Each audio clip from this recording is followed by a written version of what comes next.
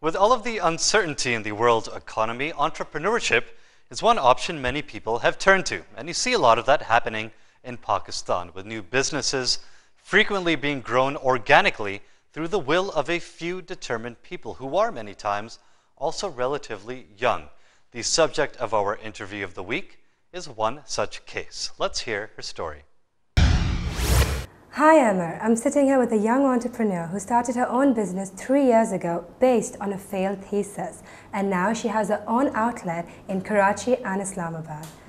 Hi Sidrah, how are you? Hi, I'm fantastic. How are you? I'm alright. So can you tell me how you got started doing what you're doing right now? Yes, this is sometime at the time I was studying my bachelor's in textile design technology at the Textile Institute, and our teachers decided to take us to an area known as the Banaras colony. So we all felt that whereas we were making excellent fabric in terms of the texture, etc., on hand-woven machines, we felt that there was nobody to buy what they were producing. How many shalwar kameezes and how many saris can you export to London, the UK and the US, which technically are your target markets? So I thought that why not base my thesis on producing fabric locally, but amalgamating it with a product that was more acceptable to globally. Given that there are not many Thai outlets here, was it very difficult to actually get into the Pakistani market over here? Yes, this is just the concept I was explaining to you. New product induction, whether it's in Uzbekistan, Tajikistan or the UK, is always a difficult game. You're targeting a target market which is not ready to accept your product. Your product is not a need. What I'm doing is a want. People who want to wear brighter ties come to me. People who understand what hand-woven silk ties are come to All Tied Up to buy their ties, but it's not a daily need. So yes, it was difficult, and with 6 stores such as Amar Bilal, Men's Store, etc., already stocking ties from Hugo Boss and Armani, it was a very difficult ball game. Okay. Given that you're a young entrepreneur and a woman, in a male-dominated society, has that made it more difficult for you to actually get work done and become known in the market? Initially it was, because you've got to understand that all my weavers, my karigars, the gentlemen who produce this wonderful fabric, they're all men. So to convince them that I learnt this technique from them and I was to promote their craft, let's say letting them trust me with their product was a very difficult step. And they wouldn't take me seriously initially when I point out errors, but now that they've realized that I'm here to stay, they not only have faith in me, but they're also very encouraging.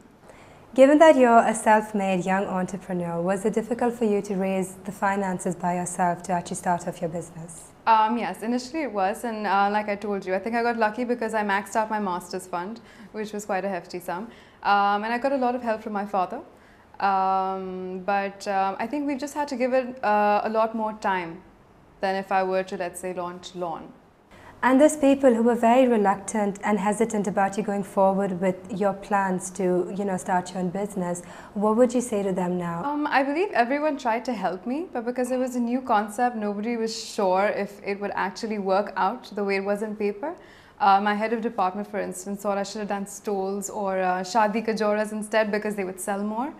My weaving teacher, he had a lot of faith in me, but to have a concept and to be able to bring it out on paper in a volatile market, in a target market, it's a completely different story. But now when they come to the studio, they're very proud of what I'm doing and they're very encouraging. Now, what would you say that the government or the country can do to actually help other people such as yourself to get ahead in this game? I'm very glad you asked that question. There was an entrepreneurship conference that the Ladies Fund organized at the British High Commissioner's House, and this is one thing that I feel the government is not promoting as much as they should.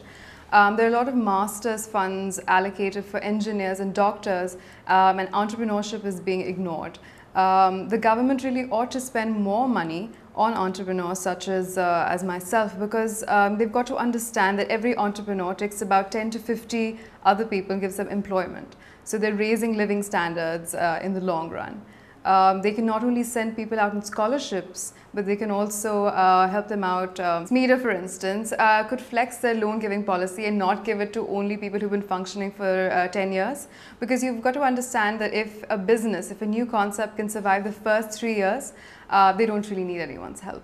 So that's the part where the government and other NGOs need to really help entrepreneurs out. With the economic crisis and the political chaos in the country, does that actually hinder your work from progressing any further?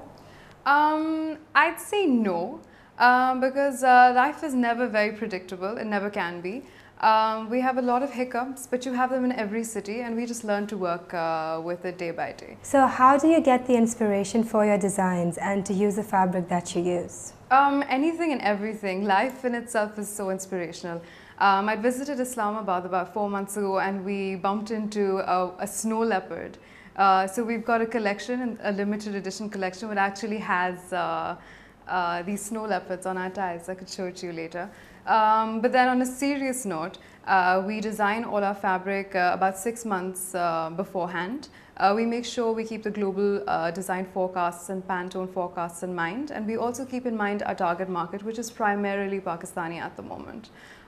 So it's pseudo-conservative, but we're also trying to get the average ATU customer to experiment with their design philosophy.